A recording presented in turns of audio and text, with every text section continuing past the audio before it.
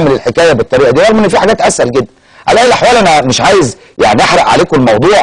هيكون معانا بعد الفاصل الاستاذ احمد سيد، وهو مؤسس مجموعه رصد غرائب الشارع المصري، هيورينا ويقول لنا ايه هو المجموعه دي وبيشتغلوا ازاي وايه اللي عندهم، ويعني نقدم لكم شيء اعتقد انه ممكن يكون مختلف قليلا قبل ما ننتقل الى الفقره الرئيسيه عندنا النهارده. تابعونا.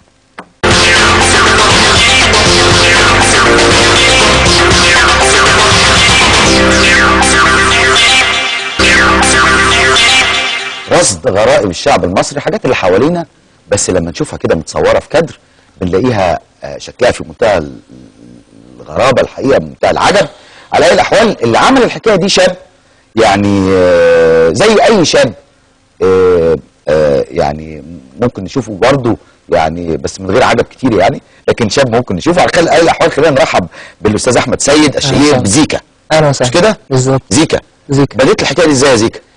بديت كان الموضوع بالنسبه لي في الاول فاني شويه، يعني اكتر ان انا عايز اضحك. فجمعت حوالي 10 صور كنت انا مصورهم بموبايلي وحطيتهم على الجروب، فببص لقيت الجروب بيزيد اعضائه يوم بعد يوم.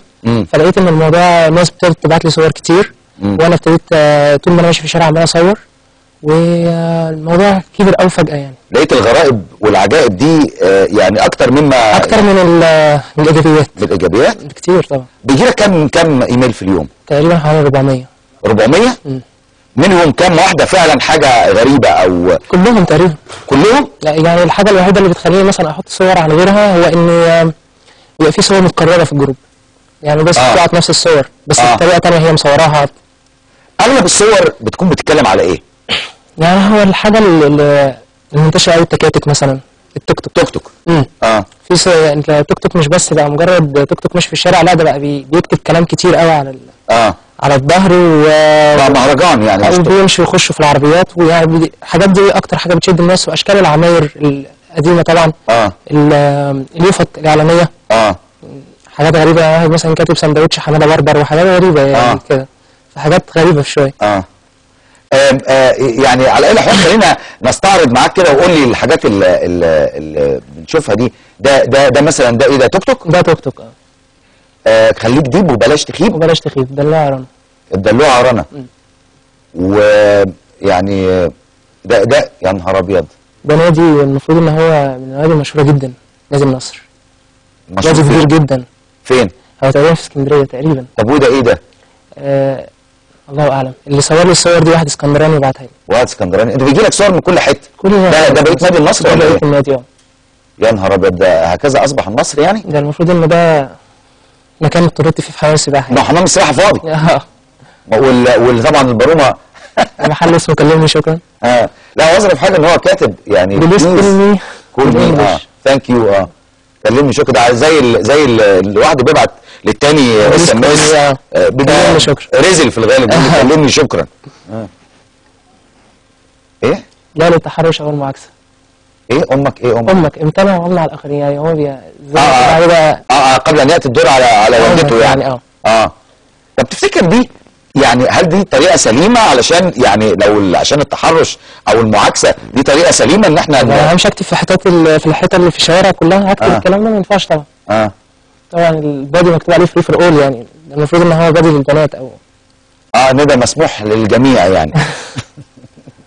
لا بس يمكن هنا معنى الحريه يعني بيبقى مختلف شويه. اكتر حاجه كانت لفتت نظرك ايه في القصه دي؟ في الصور دي. في البدايه كان الموضوع كوميدي، دلوقتي الموضوع بقى وصلت ان انا بتهم بالخيانه. خيانه؟ ليه؟ بسوق سمعه بلدي.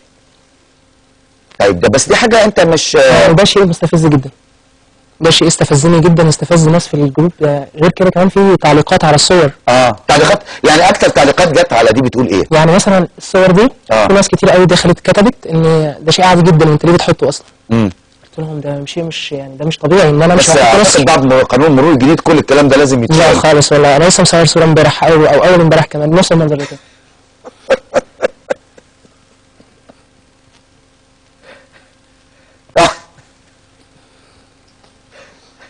طبعا خلاص كفايه، خلاص واضحه يعني المفروض هي شقق فاخره للبيع. هو كتب بس مين اللي واضح انه في بقعه حد عمل على الفيه والالف. حد ده يعني حد متعمد يعني؟ ممكن بس هي الفكره انها في الشارع كده الناس ماشيه دي كده. موجوده دي موجوده يا اخي والله. ده على اي الاحوال دي موجوده فين دي؟ والله مش عارف.